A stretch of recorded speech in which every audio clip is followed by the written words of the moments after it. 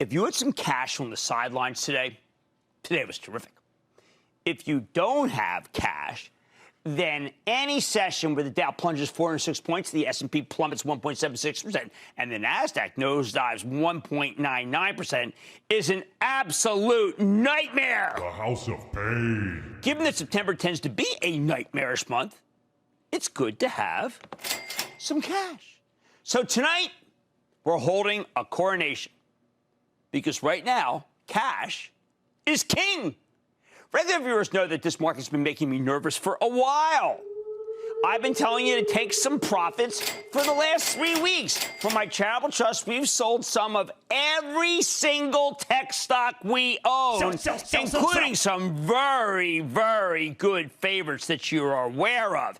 Every single one. First time in 15 years, because bulls make money, bears make money, but hogs, they get slaughtered. I love these tech companies, but I looked at the charitable trust cost basis in these stocks and it doubles, triples, quadruples. I looked at the price to earnings multiples and the gains everybody's got because they were all at their highs. And I said, you know what?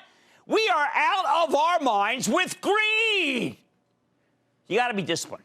And in my book, that means taking profits while you have them. Now, I know some of you will say this violates everything you've ever heard about investing. Buy and hold, don't overtrade, think long term.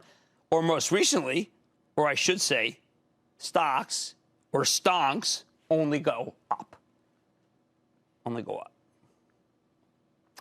But there's one rule that supersedes all the others, and if you don't know it, write it down.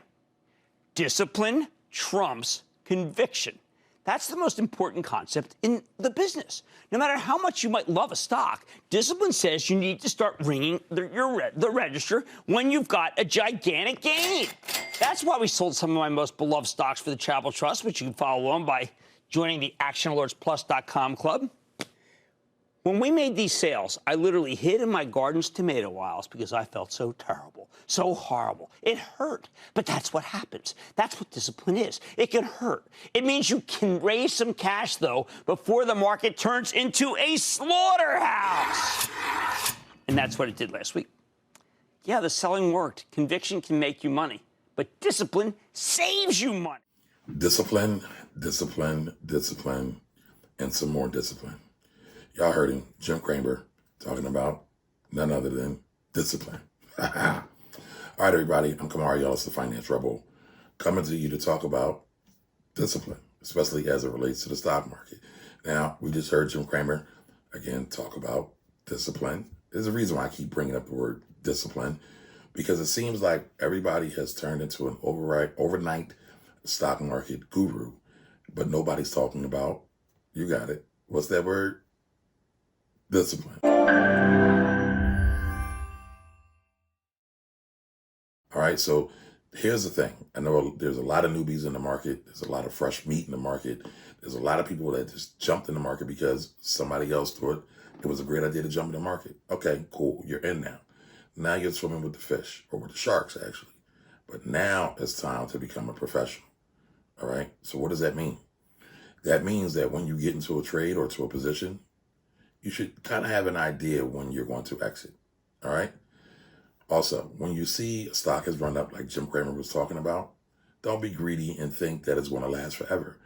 Nothing lasts forever. What goes up must come down at some point, all right? Even though I know you all believe in these folks that are these like mythical creatures that will keep fueling these companies that have no profits or very little profits, and they'll continue to run up and never come down at some point.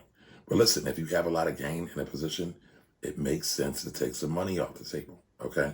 One of the things I like to do in stocks sometimes when they run up and I see them run up and I can't figure out why they ran up, right? That's a topic I call, or a thing I call, getting lucky, right?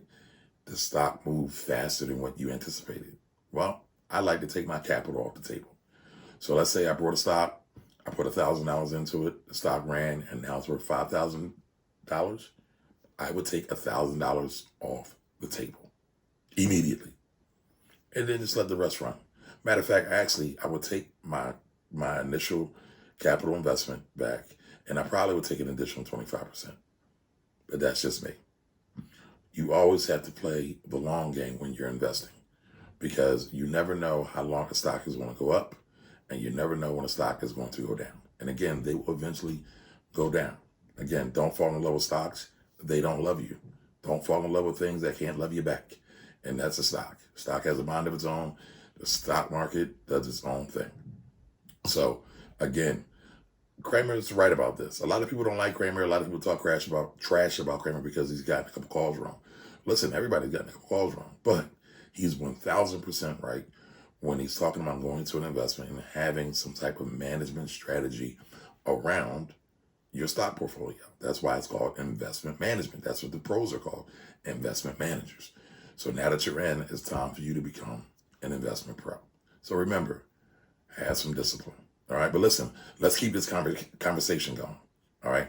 Drop any comments you might have about investments, about selling, about buying, about orders. Drop them in the comments and let's keep the conversation going. All right. Kamari Ellis out. Everybody stay cool, keep investing, and don't